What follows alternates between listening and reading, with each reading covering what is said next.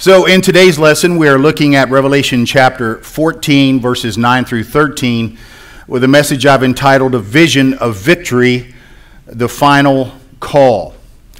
If you ever want to get a good jolt, and you've seen people like this, if you've ever walked around an airport, there'll be the person who works behind the ticket counter, and eventually, before the flight leaves, they'll get on and they'll say, this is your final call for flight 1237 from Houston to Miami.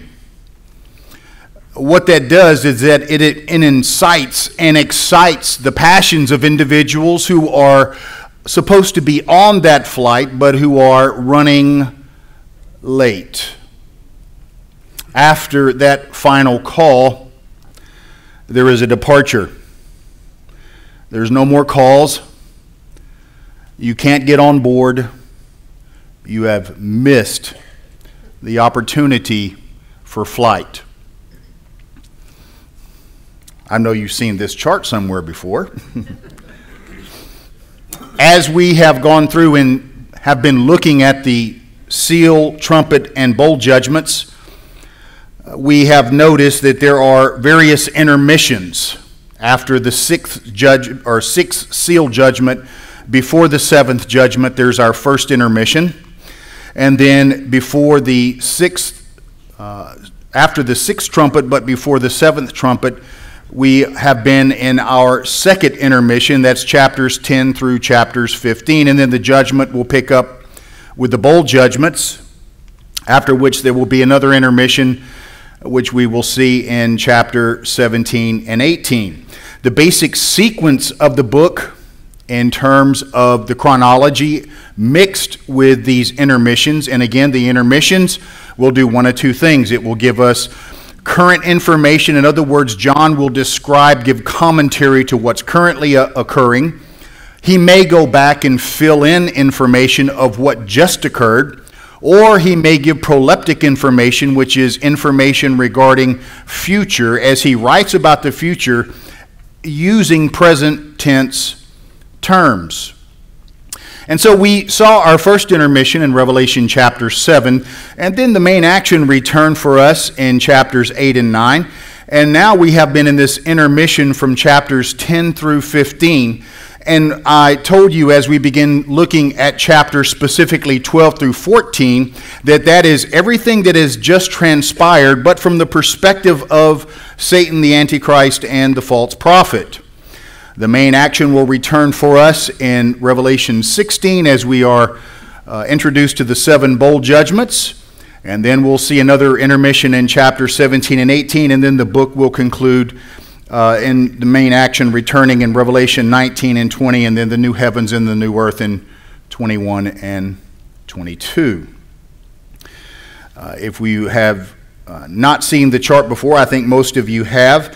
This is the way it looks. That's one of the things I've learned as a teacher, teaching students in the classroom and so on. I can tell you information, but I'm a visual kind of learner. If you can break it down and put it into a chart, then all the more better for me in terms of helping me understand this. So this is what it would look like if we were to lay out the book of Revelation from chapter 6 through 18, really through chapter 19, in terms of the seals, trumpets, and bowl judgments.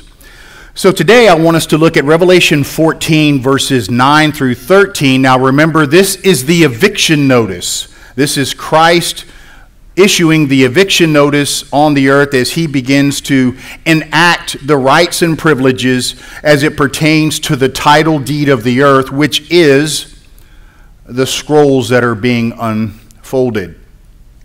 So in verses 9 through 11, we'll see that this final call promises judgment for unbelievers, and it promises jubilation for believers. So let's look at verses 9 through 11. What John is saying is that those who willingly receive the mark of the beast will face certain judgment. Look at verse 9. Then another angel, a third one, followed them, saying with a loud voice, If anyone worships the beast and his image and receives a mark on his forehead or on his hand, He will also drink of the wine of the wrath of God, which is mixed in full strength in the cup of his anger. And he will be tormented with fire and brimstone in the presence of the holy angels and in the presence of the Lamb. Now, what we need to understand is that those who take the mark of the beast will willingly do so. In other words, they will intend to take it. They will not be tricked into taking it. One of the things that I've seen in social media and through the internet, and I'm sure you have too, is there are a lot of people who are giving misinformation, stating things like, the COVID shot is the mark of the beast and these types of things. I was even talking to a Christian friend of mine who actually I went to seminary with, and he was kind of debating because he was torn between wanting to take the vaccine and the Romans 13 deal about obeying the government and that kind of thing, and then he's struggling with that in issue to his personal freedom and choice. And he said, "What do you think?" And I said, "Well, quite frankly, you will neither receive either a spiritual benefit or a spiritual deficit in terms of taking the vaccine." In reference to, the mark of the beast and so on. This is not the mark of the beast. The mark of the beast, we've already said, is a literal etching that goes on the hand or the forehead, and people will not be tricked into taking it. They will willingly take the mark of the beast. Secondly, it occurs at the Antichrist and at the behest of the false prophet. They have not been revealed yet, so the COVID can't be the mark of the beast. Moreover, the mark of the beast does not become apparent until after the rapture of the church and the 7-year tribulation period begins. That has not occurred yet. Therefore, the COVID shot is not the mark of the beast. So relax. If you want to take it, take it. If you don't want to take it, that's fine too. John MacArthur puts it this way: the third angel will deliver his warning with a loud voice so that all will hear and understand his message.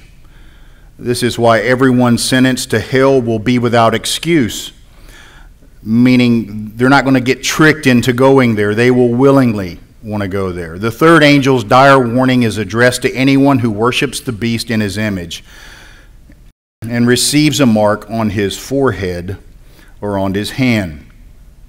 So those who willingly receive the mark will face certain judgment, and this judgment is an eternal judgment.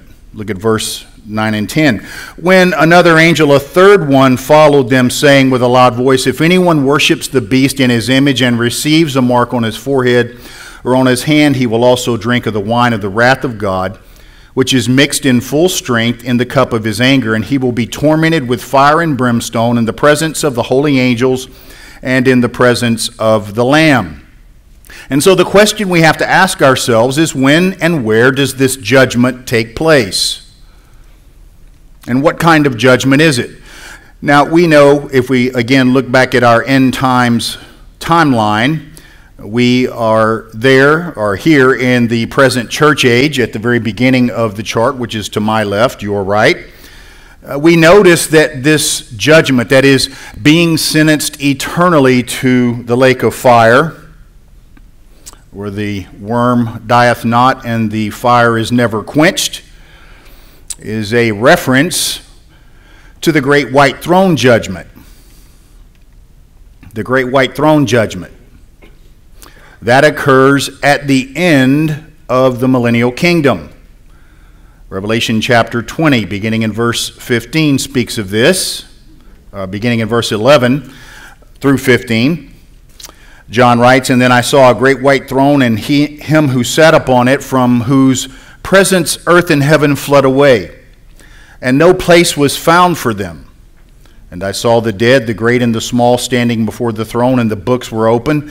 And another book was opened, which is the book of life. And the dead were judged from the things which are written in the books according to their deeds.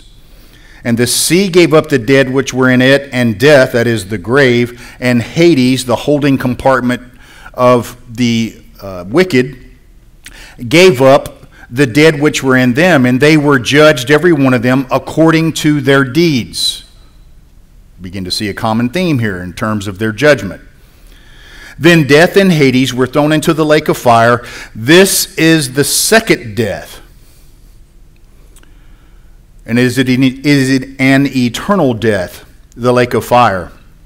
And if, now this is a first-class condition in the Greek. We've talked about this before, that word if. The first class assumes the truth of the statement that is being asserted. A second-class condition would affirm the negative.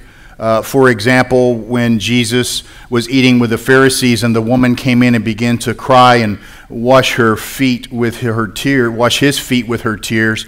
And then the religious leader thought, if this man were the prophet, second-class condition, if this man were the prophet, and he's not, he would know what kind of woman who was touching him. So the second-class condition assumes the negative. The third-class condition assumes the way like we use it in English. Maybe we will, maybe we won't. If class lets out early enough, I'll go get something to eat at an uncrowded restaurant. Meaning, maybe we will get out early, maybe we won't. Here it's the first-class condition, so John is assuming the truth of the statement that he is making. And if anyone's name is not found written in the book of life, we could actually translate that, since the person's name was not found written in the book of life, he was thrown into the lake of fire. So what does that tell us about this judgment? The people who come to this judgment have already been found guilty in the eyes of God. They're coming to have their penalty or punishment assessed, not to determine whether they're guilty or innocent. So the question is then, what will this judgment look like? Dr. John Phillips, in his commentary on Revelation, writes this. He said, the dead, small and great, stand before God. Here he's talking about the wicked dead.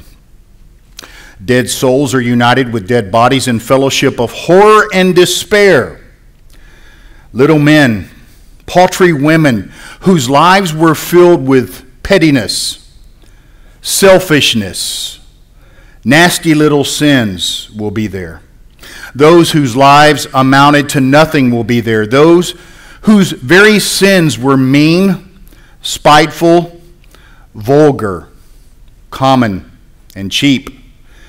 The great will be there as well. Men who sinned with a high hand and courage and flair. Men like Alexander the Great and Napoleon, Hitler, and Stalin will be present. Men who went in for wickedness on a grand scale with the world for their stage and who died unrepentant at last. Now one and all are assigned and on their way to be damned. A horrible fellowship congregated together for the first and last time. Some can say, how can God do that? Understand this, beloved. God does not send anyone to hell. As Billy Graham rightly preached over these many, many years, God will never send anyone to hell.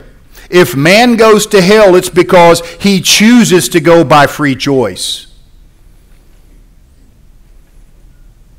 If man says within himself, I want nothing to do with the Christian God of the Bible, God will say, fine. But you'll spend an eternity there in agony and in torment. So this final call promises judgment for unbelievers. What we see in the rest of the book of Revelation as this angel makes this final call, this is really the confirmation of those who will die in their sin. Meaning once they take the mark, they've been so committed to following and worshiping the Antichrist that there is no turning back.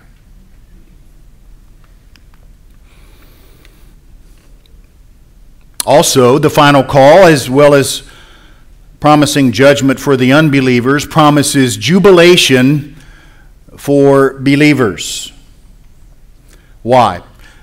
John tells us in verse 12, because of their perseverance. He says, here is the perseverance of the saints who keep the commandments of God and their faith in Jesus. When he's talking about perseverance, the word for persevere is hupomone, and it means to have a steadfast patience or steadfast commitment, regardless of the circumstances.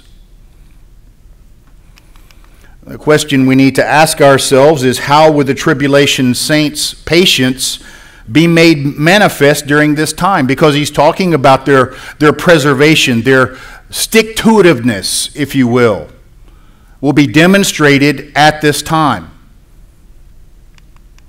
John writes, "Here is the perseverance of the saints who keep the commandments of God and their faith in Jesus Christ, no matter what." Robert Basendek, in his commentary on Revelation, says this, quote, "God will give believers in that day special grace to endure and to refuse the mark of the beast.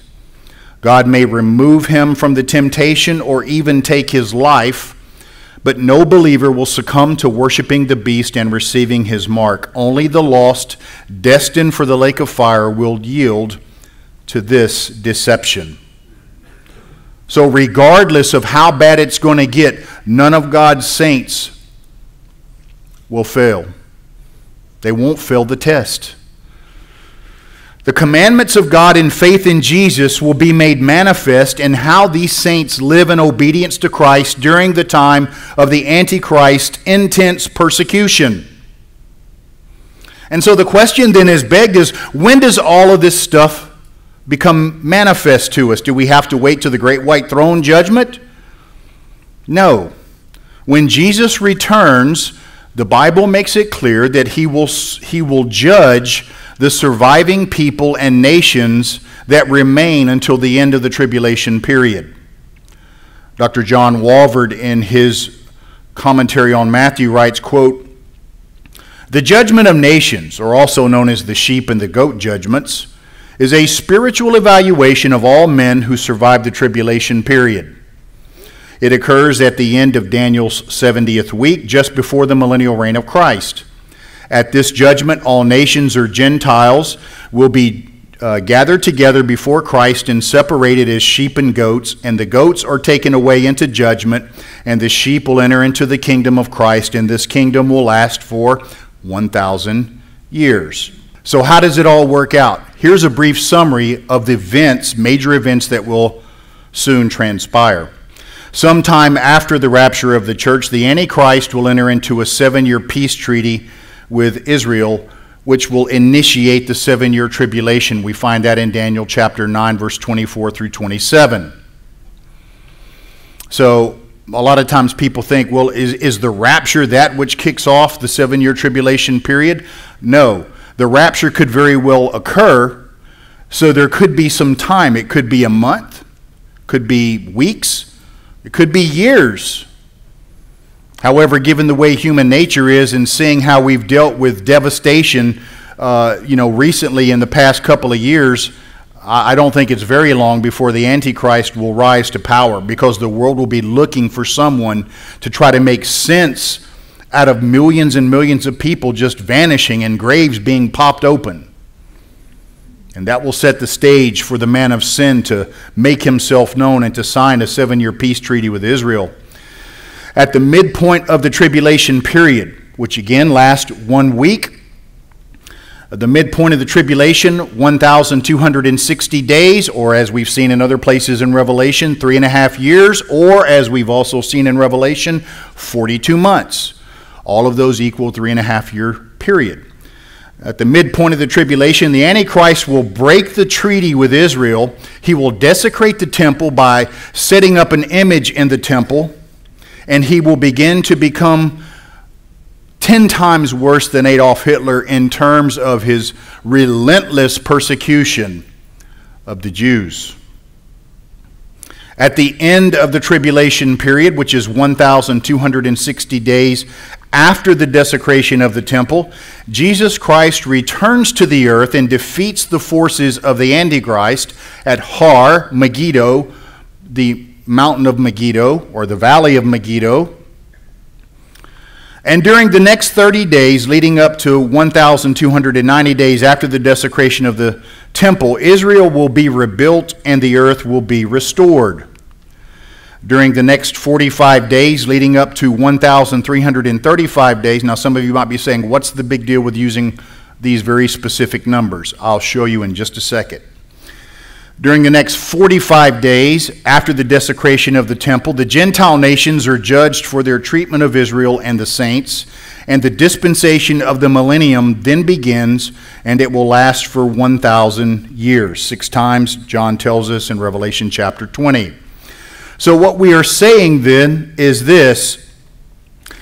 I'm going to show you another chart here in just a second, but I want to show you chronologically where this chart fits in on our timeline. This is our major timeline that we've used since the very beginning of Revelation, right? We spoke just a moment ago about the great white throne judgment that happens in Revelation chapter 20. This judgment of Jesus judging, this initial temporal judgment upon the earth, occurs when Christ returns, Revelation chapter 19, beginning in verse 11. So the next chart that I show you fits in that segment of Christ's return. Now, here's a new chart. You haven't seen this one before.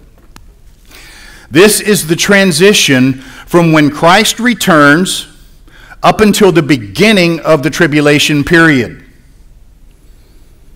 You say, well, where do you get this? And what's the deal with the 75-day interval? Because if you look at the chart, the first part of it you've seen before. Daniel's 70th week, you have 1,260 days. The abomination causes desolation, spoken of by the prophet Daniel, Matthew 24. And then you have the second half of the tribulation period, again lasting 1,260 days. Then when Christ returns, there is a 75-day interval before the beginning of the tribulation period. You say, where do you get this? And how do we reason it out? Daniel chapter 12, verse 11. And from the time that the regular sacrifice is abolished, or he's talking about the Antichrist at the end of days, at the time of the regular sacrifice is abolished and the abomination of desolation is set up, there will be 1,290 days. You say, wait a minute, I thought it's 1,260 days. That's true. That's the 3.5-year period. But notice the 1,290 days extends past that 1,260 days. And then he says, blessed is the one who is patient and attains to the 1,335th day. But let's do some basic math here. 1,335 days, that's the end number, right? So he says from 1,290 days to 1,335 days is a total of 45 days. Now we know that the last half of the tribulation is 1,260 days. It's mentioned in several places. So when you subtract the 1,290 days and then subtract from that 1,260 days, that's 30 days. So if you add those two together, it comes out to 75 days. So the question is, what happens in that 75-day period? What happens is judgments and restoration. Jesus spoke of this in several instances as he was going about preaching. The first place that he taught this was in Matthew chapter 13. He told some parables. They're called kingdom parables. And there he told a parable about a sower who went out to sow, and he sowed some wheat. And then the enemy came in and along with the wheat also sowed some tares among the wheat. And then the workers found out it as the wheat and the tares began to grow together. And they asked the master, they said, who did this? And the master said, the evil one, right? And so they weren't quite sure on how to interpret this parable. So in verses 36 of chapter 13, Matthew writes this. Then he left the crowds where he told this parable, and he went into the house, and the disciples came to him and said, explain to us the parable of the tares of the field. And he said, the one who sows the good seed is the Son of Man, referring to himself. And the field is the world, and as far as the good seed, these are the sons of the kingdom. And the tares are the sons of the evil one, and the enemy who sowed them is the devil. And the harvest is the end of the age, and the reapers are the angels. We'll see this next week really play out. So just as the tares are gathered up and burned with fire, so shall it be at the end of the age. The Son of Man will send forth his angels, and they will gather out of his kingdom all stumbling blocks and those who commit lawlessness, and will throw them into the furnace of fire. In that place there will be weeping and gnashing of teeth. Then the righteous will shine forth as the sun in the kingdom of their Father. He who has ears, let him hear. So what Jesus is talking about here is the judgments that take place at the end of the tribulation period as they transition, or as we transition into the millennial kingdom, in terms of the temporalness of it. Now, the eternal judgment, that happens in Revelation chapter 20. He also spoke in in Matthew chapter 25 in reference to the judgment of nations. Matthew chapter 25 cannot be read apart from Matthew 24. The entire thing is called the Olivet Discourse. Matthew chapter 24 and Matthew chapter 25. Jesus is responding to questions asked of him by his disciples in reference to his return. And this is what Jesus said.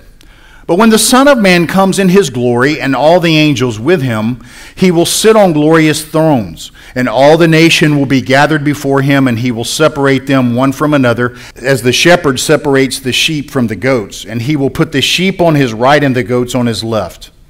Then the king will say to those on his right, "Come, you who are blessed of my Father, inherit the kingdom prepared for you from the foundation of the world. For I was hungry, and you gave me something to eat. I was thirsty, and you gave me something to drink. I was a stranger, and you invited me in. Naked, and you clothed me. I was sick, and you visited me. I was in prison, and you came to me." And then the righteous will answer him, "Lord, when did we see you hungry and feed you, or thirsty and give you something to drink? And when did we see you a stranger and invite you in, or naked and clothe you?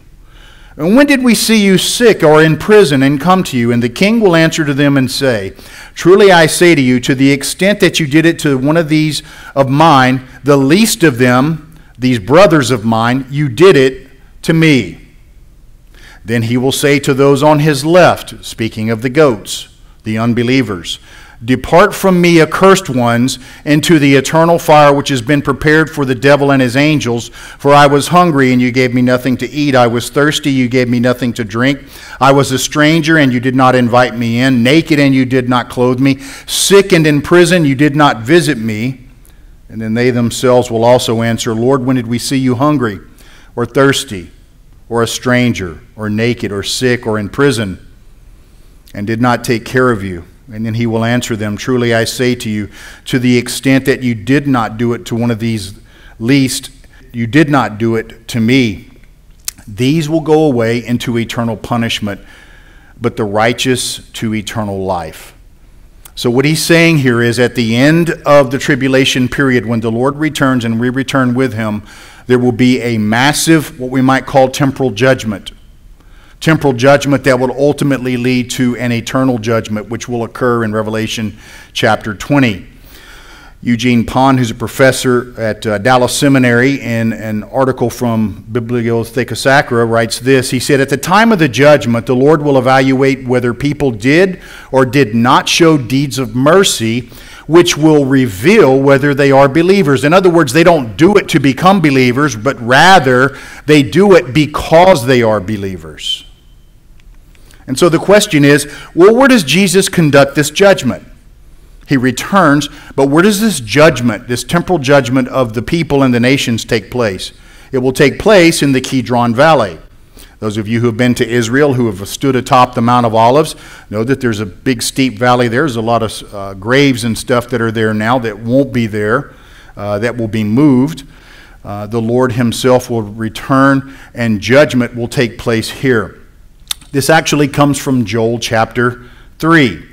Beginning in verse 1, Joel writes, "For behold, in those days and at that time, when I restore the fortunes of Judah and Jerusalem, I will gather all nations and bring them down to the valley of Jehoshaphat," which means Yahweh judges.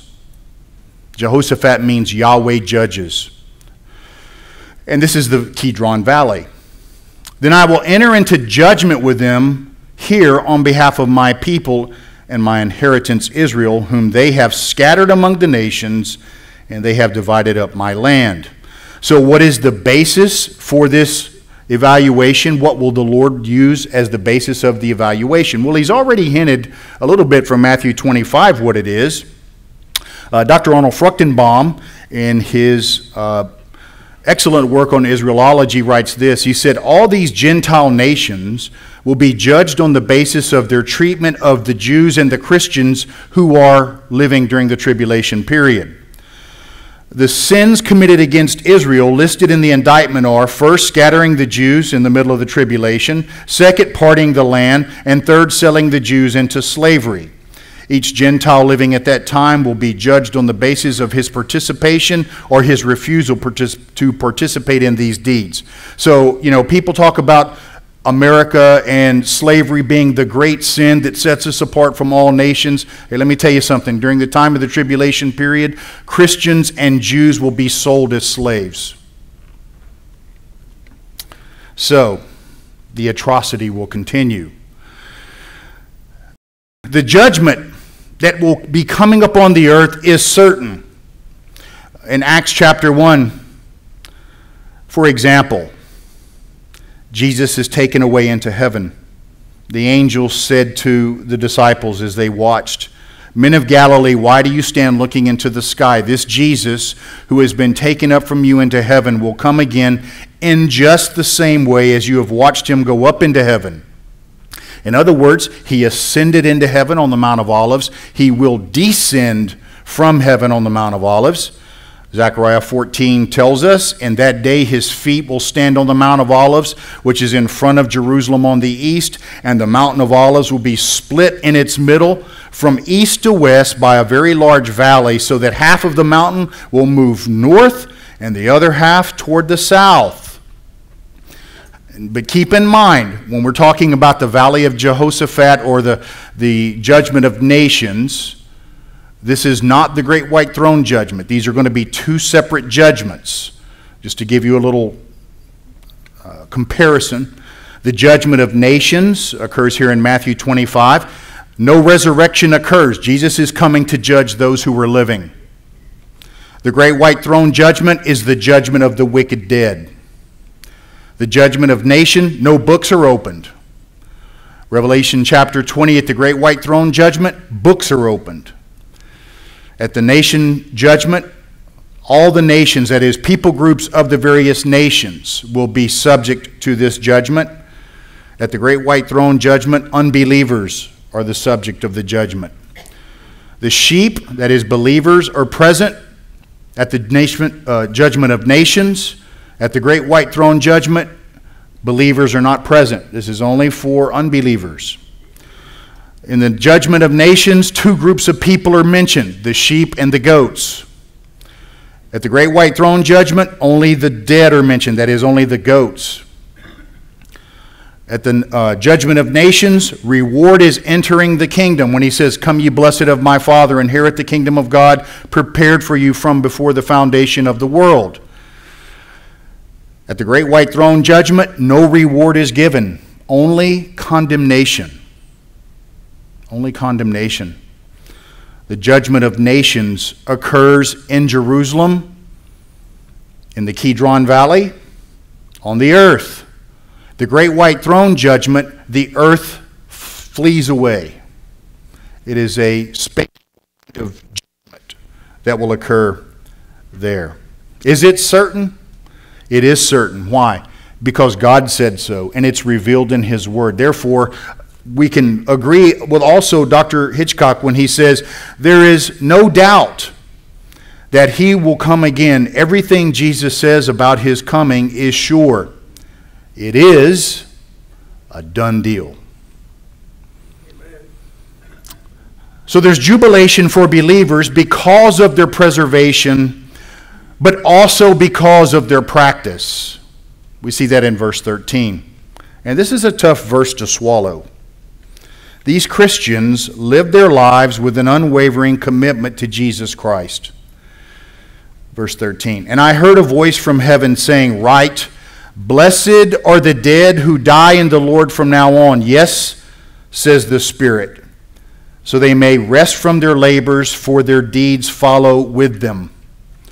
There will be Christians to survive the tribulation period, but many, if not most, will be martyred for their faith. John MacArthur writes, these martyrs are blessed not only because they lived life to the fullest in obedience and trust, but also because they died in the Lord. They will experience in death the fullest reward, because precious in the sight of the Lord is the death of his godly ones. With Paul, they will be able to cry out triumphantly, O death, where is your victory? O death, where is your sting? But only a believer can understand that and fathom that and look to see the crown behind the agony of death. Dr. Henry Morris, in his commentary on Revelation, said this. He said, each tribulation martyr undoubtedly will leave an unforgettable testimony to all who observe their martyrdom. For our own part, still in the pre-rapture chronology of human history, one of the most challenging incentives to faithfulness in labor and seed sowing is the possibility that some of our own ministries in these last days may bear fruit even after the rapture. Testimonies given, tracts and books distributed, letters and articles written by God's grace may be used to help win some of these tribulation saints. May He enable us to be faithful as these other saints will be faithful. So as we contemplate this morning, let me ask you this. Are you committed to following Christ in your words, your work, and your walk? I mean, right now in this country, we may say we're facing persecution. At some levels we are. But when we think about our brothers and sisters in other countries who are dying for their faith, what does that say about us? Are we ready to do the same if called upon? Secondly, does our attitude reflect that commitment?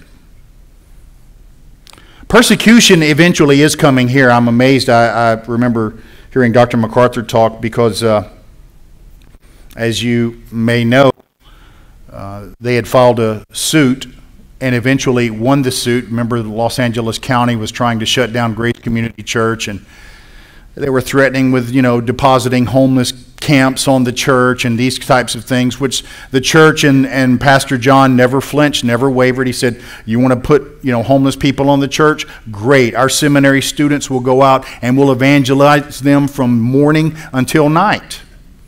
And the county said, no, well, we're not going to do that. Then they threatened to take away their parking spaces, something that they had maintained for some 40 years. And the little Jewish synagogue right down the street, about a block away, met with the elders of Grace Community Church and said, not a problem, you can use our parking spot, providing with them over 100 additional parking spaces. And then the church was having to set aside monies each week for violating the health department's code. Well, now the case is solved, or that is, the judges have rendered a verdict on it and have indeed found that Grace Community Church's rights for the freedom of religion were indeed persecuted. As a result, the county is having to pay something like $800,000 to them, with fines going over $1 million. Not only, in God's providence, because of their faithfulness, did they get to keep the parking lot, because they came back and told the county that was being, you're just trying to be mean and pull away their permit. You have to give it back to them and allow them to park there. So now, in addition to getting that back, they've since picked up an extra 125 spots, more than what they had. All of that, they were facing persecution. But all of the elders there took a stand, one that we should take as well in our commitment, which is no matter what, we're going to follow what the Word of God says. and not be threatened by this world. Does your attitude reflect that? And then finally, will you be committed when it begins to cost? Now, why did I tell you that story about Grace Community Church? Because MacArthur said this as well. He said, yes, this is a victory for us, but it ain't over. They're going to come back harder next time. And next time is coming for them, and next time is coming for us. And it may come to the point where, you know, the big mega churches and all of the amenities that we currently enjoy are going to be taken away, and we'll have to go back to engaging in house churches, going back to underground churches. It's going to cost something to be a Christian at some point. The reason I'm telling you that is what we see in the book of Revelation. Be ready. Be ready. I'm always reminded every time I see Christians suffering persecution, whether it be politically, religiously, so forth, from the government. And I'm always reminded of a great saint. I look forward to meeting her in heaven one day. Her name is Annie Johnson Flint. She lost both of her parents when she was a child and got moved with another family. She eventually lost that family as well in death. And then as she became an adult, she began to suffer greatly with rheumatoid arthritis, so much to the extent that it crippled her capacity to move. She had to remain in bed many, many weeks. But the thing about her that most people would recall is the fact that she never seemed, regardless of how much she was physically oppressed, she never lost sight of her faith in the Lord. And she wrote many, many beautiful hymns. And so as we leave today, I want you to ponder and reflect upon this as it bears out on our future persecutions as well. As she was faithful in the Lord, may we be as well. But she writes, He giveth more grace as the burdens grow greater. He sendeth more strength as the labors increase. To added affliction he addeth his mercy. To multiplied trials his multiplied peace. His love has no limit. His grace has no measure. His power has no boundary known unto men. For out of his infinite riches in Jesus he giveth and giveth and giveth again.